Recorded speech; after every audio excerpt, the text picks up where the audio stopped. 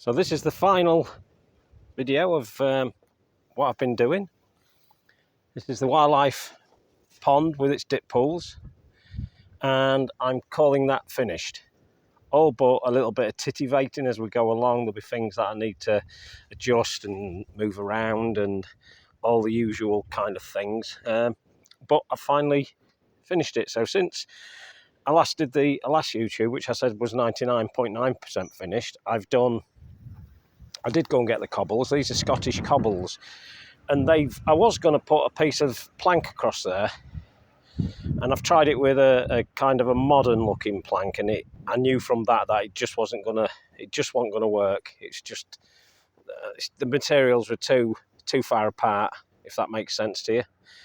Adding wood into it wouldn't have done the trick. So I used the Scottish cobbles.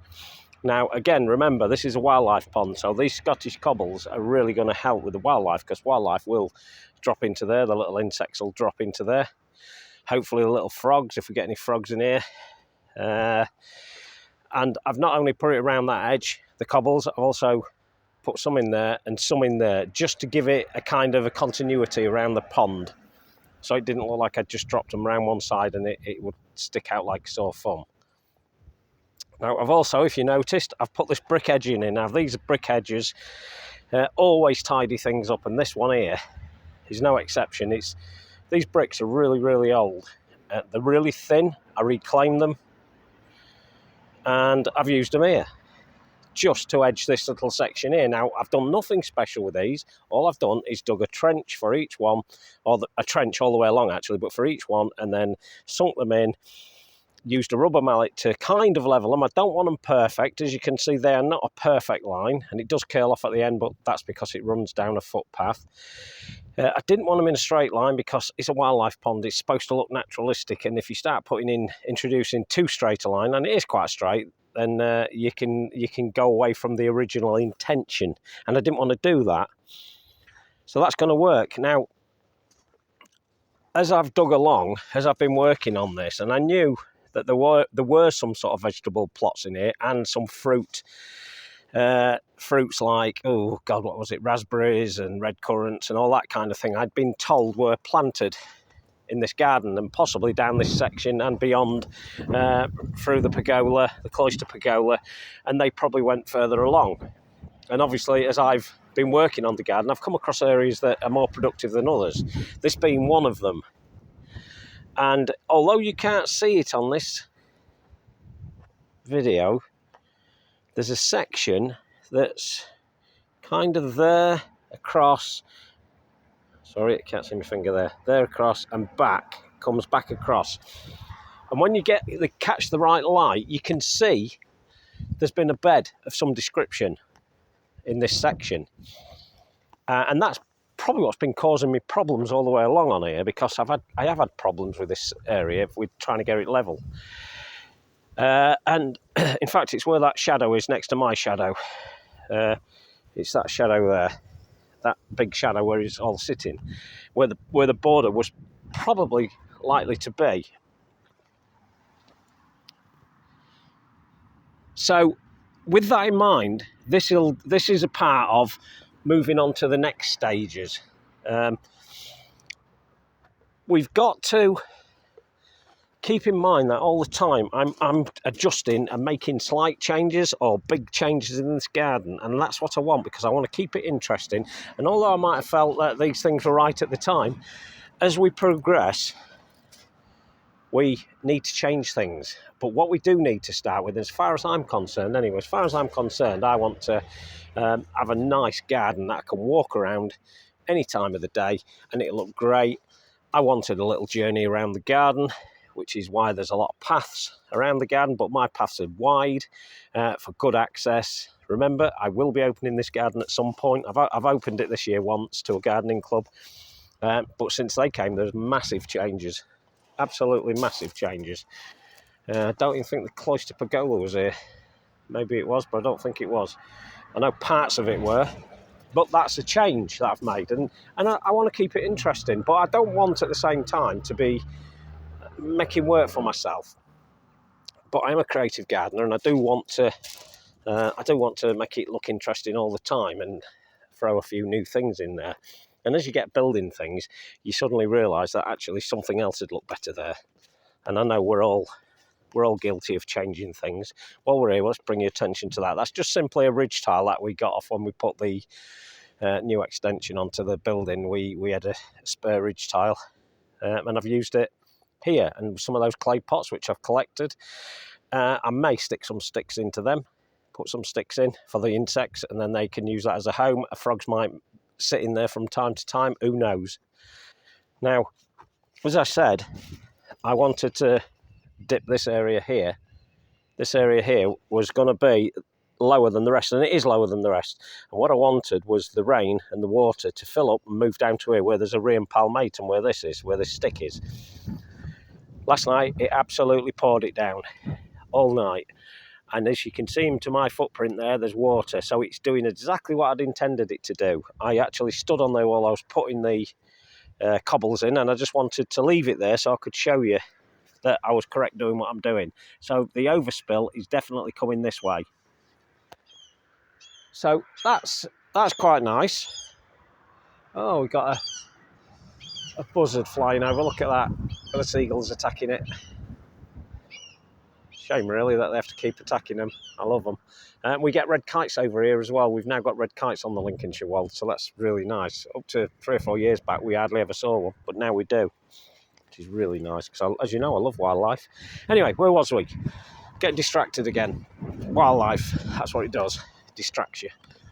So, yeah, so I've made all the little bits and bobs now. Over time, I may have a little move around with things. Here's another little feature, a little frog, little stone frog. Nothing special, just a little frog there. I'm decided I'm going to keep Donald in there for some time at the moment. Just going to leave him there. I don't think he's disturbing the birds because I saw a blackbird in here washing a couple of days back, so I know that they're actually using it. They're doing what I'd intended, which was used as a bathing pool and to drink from, and that's what they're doing. So that's really good. So I know I've got it right. So going into more detail on the pond, the sandstones, all there for a reason, all there for insects. Insects will sit on those stones, as will birds and as will little critters. We may get the odd mouse on there, and we'll certainly get some hedgehogs, hopefully at some point, coming round here and working their way in. As I said before, the back end there, that's deliberately close to the lawn to allow easy access, which I did say at the very beginning of building this, that's what would happen. I wanted that to be close to the grass because I want the wildlife to be able to walk into this and not fall into it. The one failing a lot of ponds have is that people don't put anything in there, a sort of a plankway or something like that for them to get in if they do fall in. So if you've got quite a deep pond, it's often a good idea to hang some maybe net mesh over the side, drop it down, so if anything does get stuck in there, like an hedgehog, then it can find its way back out, and it can claw its way back out on them, or something as simple as an old branch dropped into it, just to give them a chance if they do fall in, if it's a deep pond. And that's why I've built this one, really. I built it smaller, more of a wildlife pond, as I keep saying, but with the intention that any wildlife that comes into here is not going to struggle. And I can't see for 1 minute that wildlife would struggle getting in and out of this. So I'm sat on the decking at the minute, or the boardwalk at the moment, just see what it looks like from here, and it's lovely. It just all works. And again, it's going back to that creative process of what you do in gardens. It's what I do. And this is just part of the journey I'm creating. And I don't really like to overuse the word journey, but it's a fact. We create journeys around the garden. And that's what I'm trying to do here.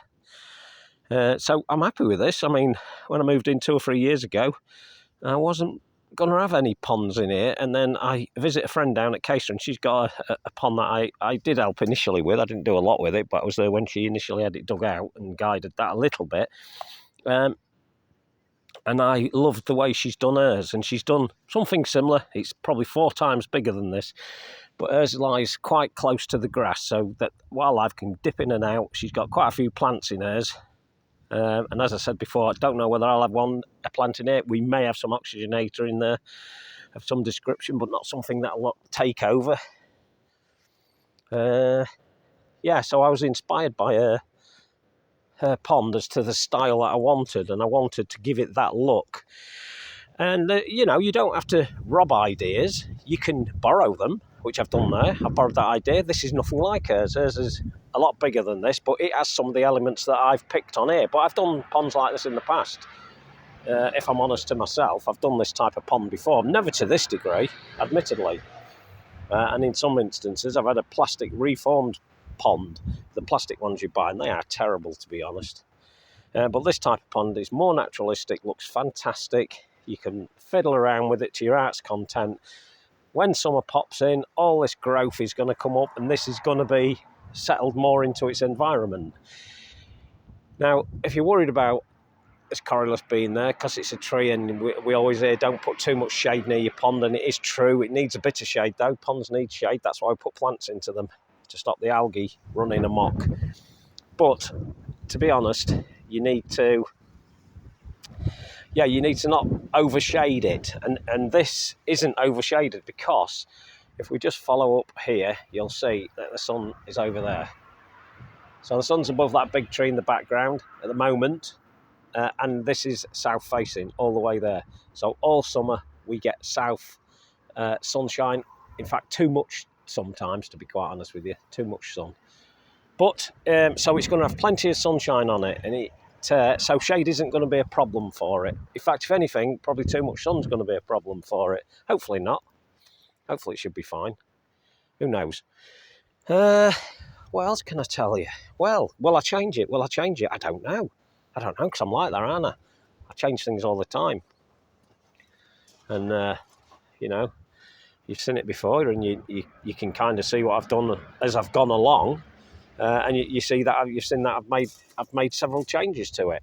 Had to, because, you know, the idea you originally have in your head is not the idea that really ends up 100%. Now, I know garden designers can design these things, and they'll put something like a pond there, but they won't finalise it. They'll put pond onto the plan, and then they'll let whoever's building it, they'll give him a bit of guidance, or her a bit of guidance on how it should be done, what type of pond it is, and then they will have their own free will as to how they create it.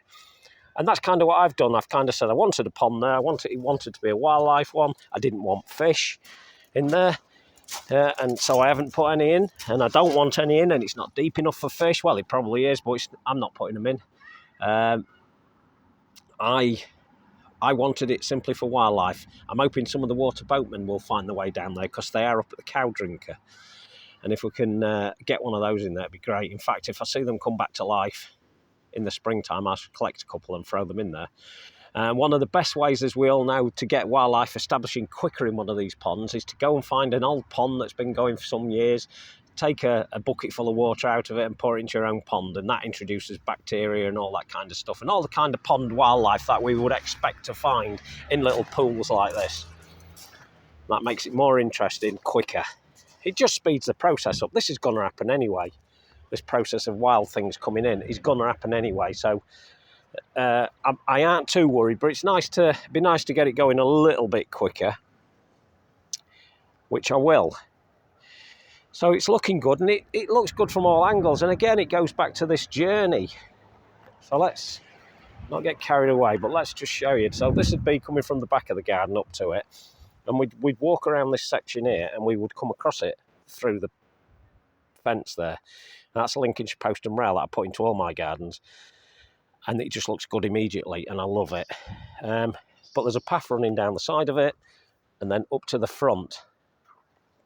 Also, the path that's a maintenance path runs down this hedge side, but it's also a double whammy, really, so that you can see the border that I've created here, which is the boardwalk border. And it looks a bit sparse at the minute, and in another month's time it's going to look even sparser when I've done this cut back, because there is a lot of grasses that have to be cut back. Things are still in production. I'm still working on things in this area, but it's nearly there. It's nearly there. I've got the planting right, I think, but I know I'll change it. I know I will. It's inevitable. It's what I do. I think most of us gardeners do. we are quite happy with what we create to start with, but then we think, do you know what, I think I'll have a little change today, and then we come out and we make a change. And that's good. That's a good thing to do. It's keep it fresh. Don't just leave it static all the time. So I'm not afraid of putting little quirky little things on, like this dragonfly. I can't even remember where we got this. I see it must have had a fall at some point because the wing's a little bit bent. Straighten that wing back down, but it's just something simple. Having a little bit of fun, really. No more than that. It'll rust. Another 10 years' time, that'll be bits of metal on the floor. But for now, we're going to enjoy that. And it is funny to see these things. The setting is quite important if you do a pond like this. Very important where you put it. Don't just stick it in the middle of the lawn and hope it'll work, because it won't. It'll look stupid. You need to think about where you position it. And I positioned it next to this Corylla Savillana. Who would have thought 2 years ago, 3 years ago, that I would be building this pond in front of the Corylla Savillana? I knew it would be okay. And the space I had at that time looked great. It was full of geraniums, Johnson's Blue, which was absolutely beautiful, really. They were lovely when they flowered, and all of the sort of semi-shade lovers were under there. Euphorbias, all sorts. I can't think what else I had under there, but I had all sorts under there. Telemas. And they looked great, and they did look great. We had some spring bulbs coming up. I've no doubt that some of the spring bulbs might pop back up, because I'm sure I would have dug some up and moved them without knowing it, and they'll pop up as well. So it should look good. So, yeah, but I thought, at the time, when I finally decided where I wanted the pond, this was the ideal section to put a pond, and so it is. It looks really, really nice. Quite excited. It's took me a long time to do it, but it is what it is. So, hope you've enjoyed that journey, and I'll talk to you later. Ta-da!